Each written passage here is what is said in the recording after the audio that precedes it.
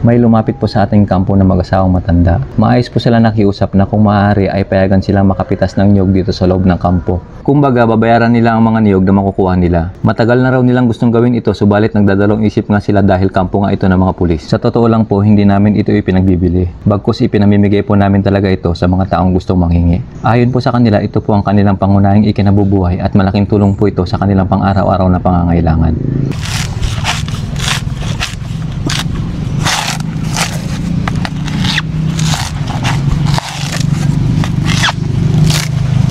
Parang naalala ko yung nanay ko ganito ganito na sa trabaho ba? Para sa mga anak niya ba? Akala lang kasi pag talagang mga nanay.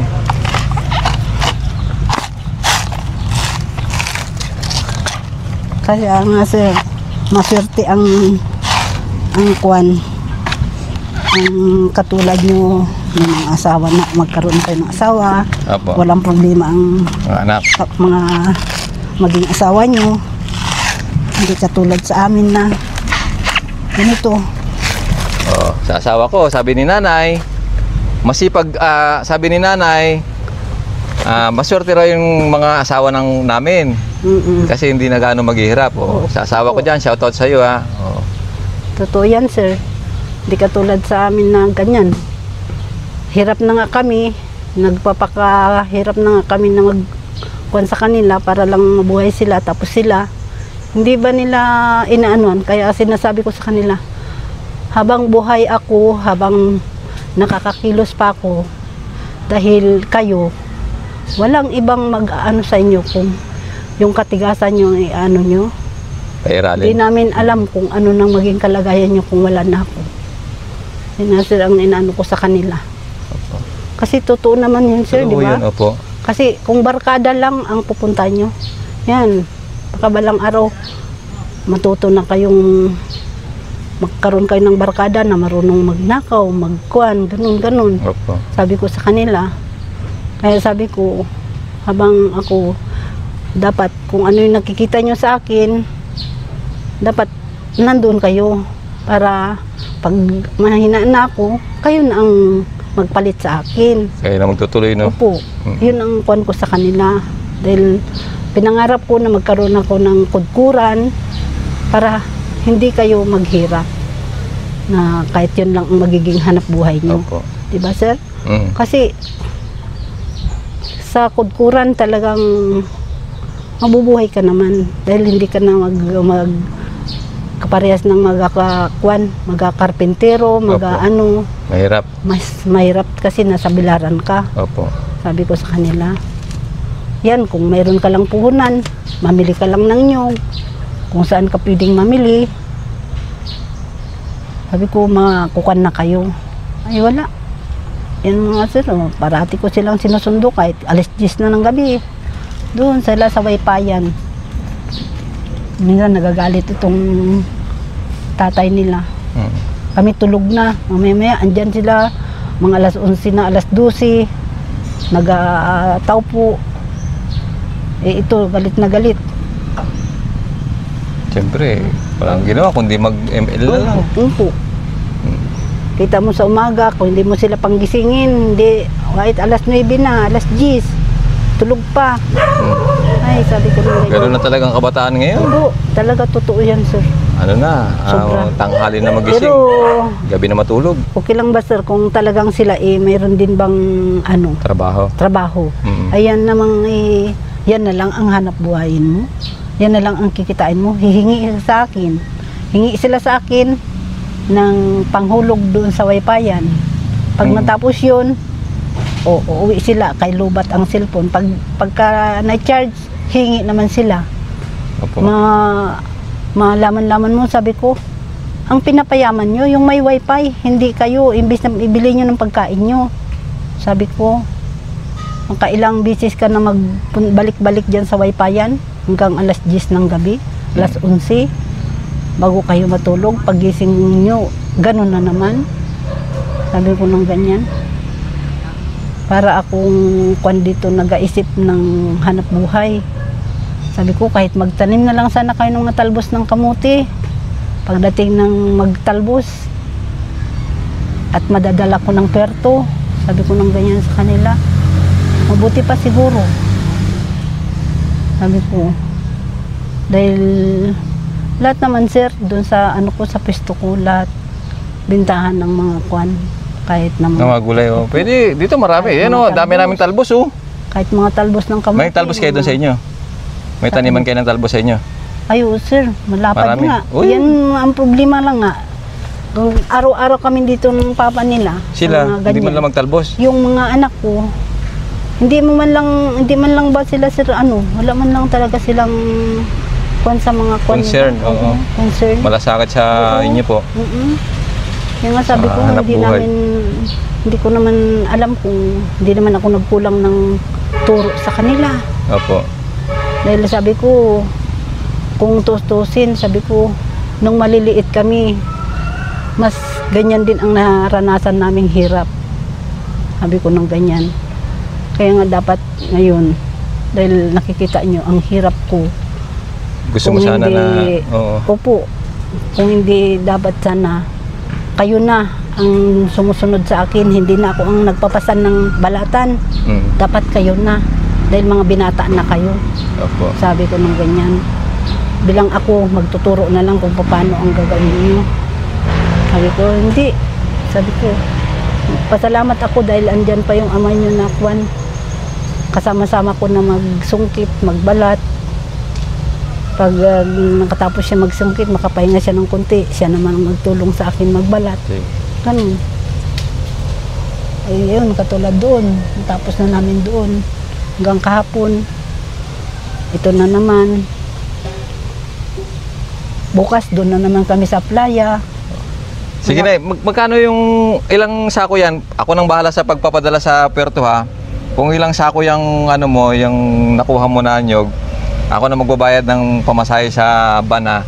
Hingi tayo discount dyan sa checkpoint ha. Ay, salamat. Oh, sir. yan. Hingi kami discount pagka sinakay ito sa ano, sa van. Kami nang bahala na yan. Sige na, Sige okay lang po. yan na. At tuloy-tuloy lang tayo sa hanap buhay natin. Sige, sir. Balang araw, baka yung mga anak mo marirealize Opo. nila. Opo. Pero baka ma-realize nila huli na sa huli na, Opo, di ba? talaga. Baka wag wala ka na, Yun nga po. ma-realize nila, oh, dapat inalagaan ko si nanay ko. Yun nga po 65 talaga. na kayo? Si 60? mister ko po ang 65, Ikaw? ako 60. 60, oh. Medyo kaya-kaya pa naman, mga siguro, mga 5 taon pa yan, pwede pa yan. Baka magsisi sila sa bandang huli kapag kayong nanay nila, Oh, talaga. napagod Talaga na, yun. nawala na, di ba? Talaga. Mahirap na walang magulang ako, wala akong nanay, wala akong tatay. Ito. Mahirap talagang walang magulang, walang mag-guide sa'yo. Tsaka, yun nga po ang inaano ko sa kanila. Ako lang sir ang magulang na talagang ang hirap. Umpisang kwan sila. Labandera ang naging kwanan ko nung naiwanan ko ang labandera. Labandera ako noon. Opo. Hanggang naglaki sila labandera, nakikigapasan. Opo. Hanggang natuto na ako nagganito. Tapos nagkaroon na ako ng interest na magkaroon ng kudkuran. At least nag-isip ka na mayroon ka Opo. pagkakakitaan, no? Opo. O yung nanay ko, ganun din. Labandera din yung nanay ko. Pasalamat Naglalaba din po ako yun. kay Masipag din. natagpuan ko ba sir si Sir Batol dito sa dito sa Antipuluan. Opo. Napakabait na mag-asawa. Sabi ko, sir, pangarap ko ba magkaroon ng kudkuran? Sabi ko ng ganyan. Tapos sabi niya, tamang-tamang nung nagabiyahe ako ng New, nakita ko yung pwesto niya. Walang tao. Iniwanan pala ng anak niya. Sabi niya, o sige, mag-decide ka. Marunong ka ba magkudkod? Sabi niya ng ganyan sa akin. Hindi pa nga, sir. O sige, kung hindi ka pa marunong magkudkod, pumunta ka doon sa bahay ko, mag-practice ka doon ng isang araw, at para pag-isipan mo kung kaya mo maghawak ng kudkuran. Sabi niya ng ganyan. Ikaw na ang maghawak ng kudkuran. Arkilahan mo lang yung gamit ko. Sabi niya. Di sabi ko, sir, sige, pagsikapan ko para matuto. Yan, sir. Nag-practice ako nagkudkod doon sa Marunong ka na. Opo. Nung natuto na po ako, sa loob ng isang araw lang, tinawagan niya ako. O Grace, niya, ano talaga ang desisyon mo? Tutuloy ka ba sa Puerto? Para kung hindi, ihanapan ko ng ibang tao. Oo, nagpapesta. O di ngayon, Ngayon sir, dahil talagang niyog talaga ang kwan ko, ang hanap buhay ko. Sabi ko sir, sige, pagsikapan ko, magbiyahe ako mamaya. Sabi ko, hapon yun sir, magbiyahe ako, mag-isa lang ako sir. Di pagdating ko doon sa sa Puerto, dahil ako lang talaga ang babae doon na nag-iisa sa kudkuran. Di ngayon nakita nila. Sinong kasama mo, Nay? Sabi ng ganyan ng mga boy-boy doon na nagakudkud. Sabi ko, sir, ako lang. Ako lang gang. Sabi niya, kaya mo ba magkudkud? Oo, kaya ko na to. Ay, mabuti na lang, sir, yung pigaan ko, hydraulic. Madali lang siya pagpigaan. Oo. Saglit lang Apakan mo lang siya, mag-ano na, kahit di kuryente. Dinong ka na, sige. Nung to ako, sir, dahil sabi ko, nandito lang pala ang pera. Kaya madali lang ang kitain. Dahil kita ko yung lalagyan ko ng pera, inaabot ng kulang-kulang 5,000. Oo, swerte naman. Sabi ko nung ganyan, bakit kasi ang nagkataon sir, naging kwan kami, bakit kami dinumuli sa pisto na yun? Doon sa may dating palengke? Oo, okay, sa New Market. Sa New Market. Dinimulis kami doon. Natapos hanggang ngayon, hindi na rin binalik. Oo, dilipat na. Naging masukal na ngayon doon. Saan na kayo nagpo-pwesto? Doon na po kami sa may San Jose, Bagsakan. So guys, kasi yung merong doon, palengke doon sa Puerto, yung tawag nilang New Market, pero yung luma na rin naman yun, di ba? Opo, pero yun nga sir, pinatatayuan ng bago. Pinapatayuan ng bago. Kaso lang, dinimolish kayo doon. hindi na natuloy. Opo. Hindi natuloy. Ngayon, pero doon sana talaga ang pera. Opo. Ang lakas. Lakas talaga sir, umiiyak ako nung ako lang sayang, isa, pag nagabilang ako ng pera, sabi ko, saan galing kaya ito? Dami. Sabi ko, bakit ganito pala ang sa loob lang ng isang araw, kulang-kulang 5,000, kung minsan may sobra 5,000 ang kita mo sa loob ng isang araw. Sabi ko, nakakatuwa. Sabi ko ng ganyan. Tapos nun sir, nung nagtagal-tagal na ako doon, pati mga restaurant doon na datihan na, naghiram-hiram sa akin, pambili nila ng karne ng baboy na lutuin nila. Opo. Ang dami ko rin naging kaibigan doon. Mayroon pa akong mga napautang doon na hindi na rin nagbayad. Nako. Sige natin. Sabi ko ng ganyan, sige lang. Awa ng Diyos, kikitain ko rin yan. Opo, tama. Tama po yun, babalik naman po yun. Sabi ko, at least pera lang, hindi naman ganun kalaki, okay lang yun. Huwag lang yung malaki-malaki talaga. Libo rin sir. Kumbaga katustusin, dapat yun. Kung isipin mo lang, dapat alam nilang matanda na ako, tustusin, mga bata pa sila. Nanghiram sila, maganda ang panghiram nila. Pagdating ng oras, hindi na nila bayaran. Ganun ba? Di ngayon, mayroon pang isang binata, ang katwiran niya, pang niya raw, pang down niya ng motor. Pinahiram din namin. Kami mag-asawa, Kayo, walang motor, sila meron? Oo, pinahiram namin.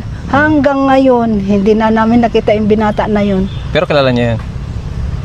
Sa pangalan lang po. Sa pangalan lang? Oo. Pinabayaan na rin namin. Sabi ko, hayaan mo na. Tulong na lang natin sa kanya yan. Sige, Nay. Halimbawa, nakautang siya. Sige, Nay. Tuloy niyo na po yan. Opo. Sige, sir. Oo, sige. Salamat. Salamat, sir, ha? Okay. Huwag kayong kuhan kay... Buti na lang nakatagpo ako na kuhan. Ayan, meron ka na. Every 3 months, ha? Opo. Okay, sige po, Nay. Sige po, sir. So, matagal na kayo tayo na naggaganito? Matagal na. Mga ilang taon na po? Nakapahinga ako ng 10 taon bago na naman ngayon. Ulit na naman. Bakit nang bumalik kayo sa paggaganito? Negosyo namin yung. Anyog, malaki bang kita rito? Meron din kinikita kunti. Meron din. So, dito, kayo na dito maglilinis, ha? Oo. Tuwing 3 months, lilinisan nyo to, ha? Sa inyo na yung mga bunga rito, ha? Sa inyo na yan, ha? Dali lang naman. Madali lang naman? Sabi ka na sungkit yan. Mahirap ba? Mahirap? Hindi rin. Hindi rin. Kayang-kaya? Kaya. Yan. Yun pa. Meron pa dun, Ayun po, kaya abutin yun, kabila. Nakuha na yun. Nakuha na? Meron pa. Nabalat na. Doon na nakasako na sa labas. Nakasako. Nabalat na. Nakasako na sa labas. Sige. Sige tayo, Maraming salamat, Sige. Salamat din. Sa inyo na yan, ha? Kung nga patapusin do ang video nga dya, matamang salamat kanindong tanan. Bilang suporta ka naman, patigayon ka mag-subscribe sa mong YouTube channel, Jason Tesorero. pati gayong pinduton ang notification bell para lagi kamo updated sa among mga bagong upload. Matamang salamat. Ablig!